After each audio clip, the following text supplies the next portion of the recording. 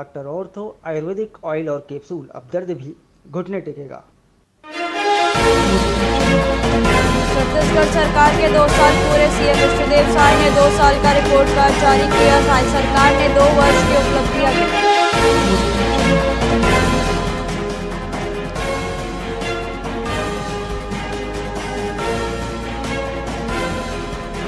छत्तीसगढ़ सरकार ने पुनर्वास नीति में बड़ा बदलाव किया। अब सरेंडर नक्सलियों को ही मिलेगा घोषित इनाम।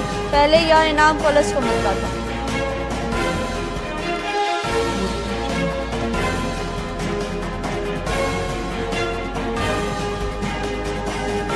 मनेन्द्रगढ़ डीएफओ पर भ्रष्टाचार के आरोप। भाजपा नेता धर्मेंद्र पटवा ने तबादले की मांग की। धर्मेंद्र पटवा बोले, डीएफओ के कारण भाजपा की बदनामी हुई।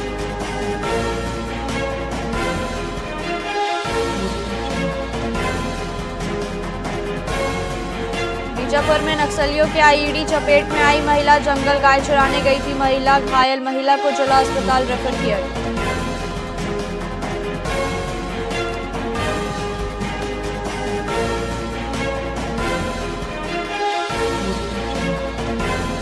रायगढ़ में जेपीएल कोल खदान के विरोध में आर्थिक नाकेबंदी। ग्रामीणों ने शांतिपूर्ण तरीके से शुरू किया आंदोलन। जन सुनवाई निरस्त करने की मांग।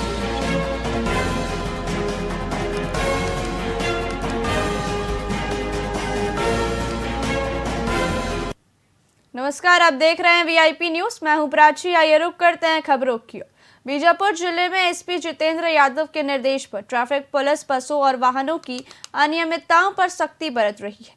दुर्घटनाओं और मौतों को देखते हुए ओवरलोडिंग और स्पीडिंग रोकने के लिए नियमों का कड़ाई से पालन कराया जा रहा है। ट्रैफिक पुलिस चालकों को समझाइश देने के साथ साथ नियम तोड़ने वालों पर चालानी कार्रवाई भी कर रही है। यह अभियान जनता की सुरक्षा सुनिश्चित करने के लिए चलाया जा रहा है।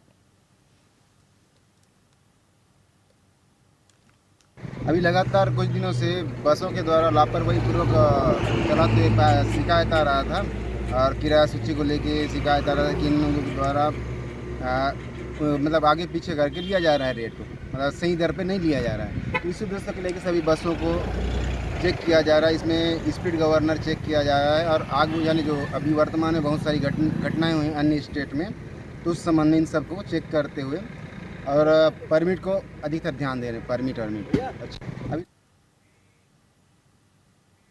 राहुल गांधी द्वारा गृह मंत्री अमित शाह के भाषण को रक्षात्मक बताए जाने पर भाजपा राष्ट्रीय महामंत्री तरुण ने तीखी प्रतिक्रिया दी है। रायपुर में उन्होंने राहुल गांधी को मंदबुद्धि बताते हुए कटाक्ष किया।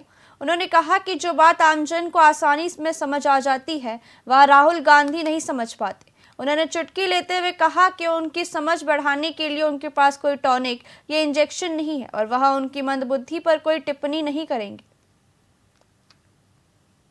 एसआईआर एक चुनावी प्रक्रिया है, चुनाव आयोग की प्रक्रिया है और 12 लाख BLA-2 सभी राजनीतिक दलों ने दिए हैं। मैंने भी 5 लाख दिए हैं, 7 लाख कांग्रेस और इंडी गठबंधन के लोगों ने भी दिए। ये हर 20 साल बाद वोटर शुद्धिकरण होता है और वो हो रहा है। ऐसा ही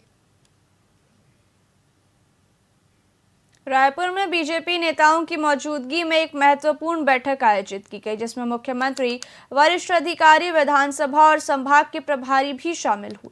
बैठक में आगामी कार्यों पर मंथन किया गया। कांग्रेस के सवालों पर बीजेपी सांसद संतोष पांडे ने कहा कि केंद्रीय गृह मंत्री अमित शाह ने सदन में जो स्टेटमेंट दिया है उसके बाद अतिरिक्त टिप्पणी की आवश्यकता नहीं है। उन्होंने स्पष्ट किया कि एसआईआर हर नागरिक का कर्तव्य है और किसी राजनीतिक दल से संबंधित नहीं है।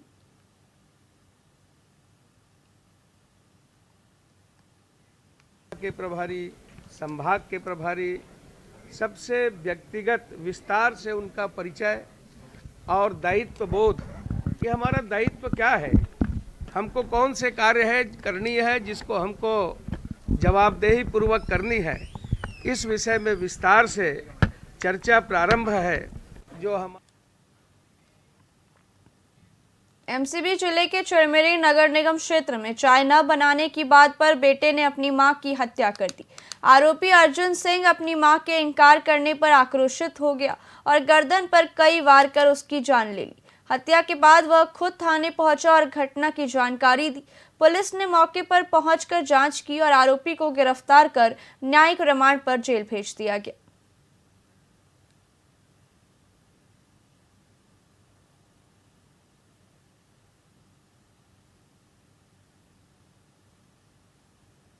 ये 10 दिसंबर को हमें सूचना मिली कि लामीगुड़ा गांव में एक मर्डर हो गया है। वहाँ पे सूचना मिलते ही मौके पर पुलिस पहुंची और वहाँ पे जाके देखा कि जो पुत्र है उसके द्वारा ही अपने माँ की हत्या कर दी गई है। और जो अब तक की जांच पड़ताल में हमें ये पता चला है कि छोटी सी बात को लेकर ही पुत्र काफ़ी आक्रोशित हो गया और उसने अपनी माँ की हत्या कर दी। इस बात पे कि चाय बनाने को लेकर शायद उन्होंने मना कर दिया था।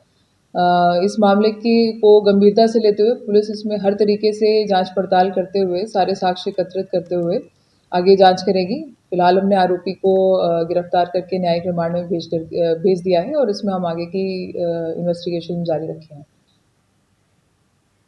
छत्तीसगढ़ सरकार के 2 साल पूरे होने पर रायपुर में भाजपा की महत्वपूर्ण बैठक हो रही है। मंत्री केदार कश्यप ने बताया कि इसमें एसआईआर को लेकर भी बड़ी चर्चा होगी। उन्होंने कहा कि 14 दिसंबर से शुरू हो रहे शीतकालीन सत्र में छत्तीसगढ़ विजन 2047 पर विस्तृत बात की जाएगी। कोरबा में अंधविश्वास से 3 मौतों के मामले पर मंत्री ने कहा कि ऐसे मामलों में सख्त कानूनी कार्रवाई की जाएगी।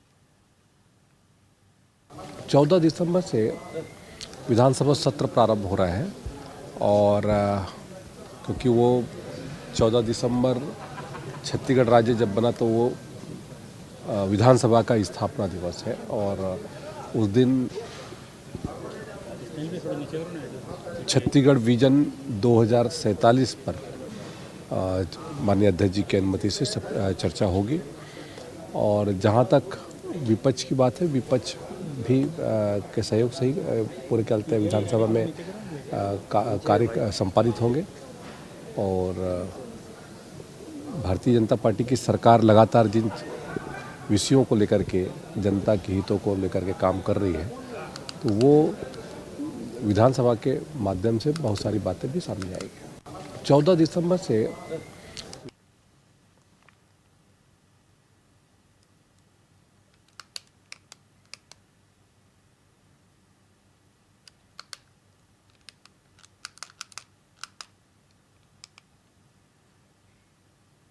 कांग्रेस के पूर्व संसदीय सचिव विकास उपाध्याय ने रायपुर स्थित राजीव भवन में प्रेस कॉन्फ्रेंस कर पीएम पोषण योजना में बड़े घोटाले का आरोप लगाया।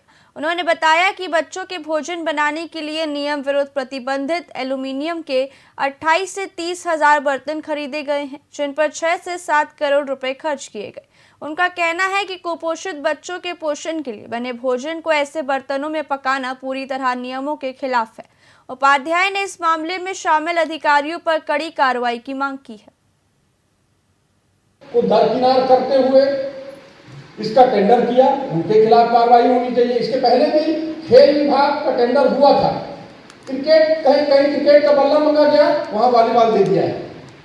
माननीय सुप्रीम कोर्ट ने उस पर एक्शन लिया और एक आदेश जारी किया था, पूरा टेंडर को निरस्त करना पड़ा है।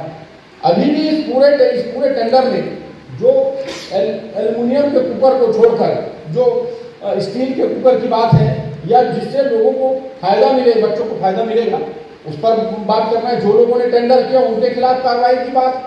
जो लोग टेंडर में कोट करते हैं और जिन लोगों ने सस्ता और बिना गाइडलाइन के प्रूफ ऐसा टेंडर दे दिया जो जहरीला है, जो बच्चों को मारने की स्थिति को उत्पन्न करता है, उसके खिलाफ कार्रवाई हो। रायपुर में पूर्व मंत्री और बीजेपी विधायक अजय चंद्राकर ने विभिन्न मुद्दों पर पत्रकारों से चर्चा करते हुए 14 दिसंबर से शुरू होने वाले विधानसभा शीतकालीन सत्र पर टिप्पणी की। उन्होंने कहा कि कांग्रेस अपनी रणनीति तैयार कर ले, लेकिन उनकी बातों में दम नहीं है। पश्चिम बंगाल की मुख्यमंत्री ममता बनर्जी द्वारा केंद्रीय गृह मंत्री अमित शाह पर टिप्पणी करने के बाद अजय चंद्राकर ने तीखी प्रतिक्रिया दी और कहा कि ममता केवल कांग्रेस को धमका सकती है, भाजपा को नहीं।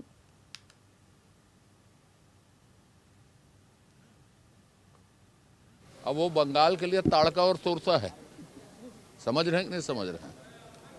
किसी देश के प्रधानमंत्री, गृह मंत्री के लिए टिप्पणी करने के लिए पहुंचना चाहिए। बंगाल को उन्होंने दिया क्या, ये सोचना चाहिए। समझ रहे हैं ना। और माननीय गृह मंत्री जी ने जो कहा है ना, इस देश का मुख्यमंत्री और प्रधानमंत्री घुसपैठिए तय नहीं कर सकते, वैसी ममता जी तय नहीं कर सकती कि देश उनके धमकी से चलेगा। अब वो